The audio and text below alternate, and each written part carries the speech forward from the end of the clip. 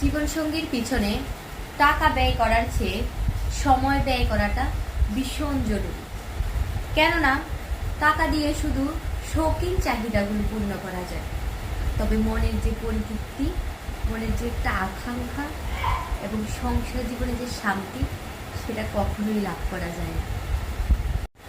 তাই আপনার জীবনসঙ্গীকে জীবনে প্রচুর সময় দিন। টাকা তো আসবেই, টাকা তো প্রয়োজন, কিন্তু সময়টাও প্রয়োজন, যাতে দাম্পত্য জীবন সুখের ও শান্তির হয়।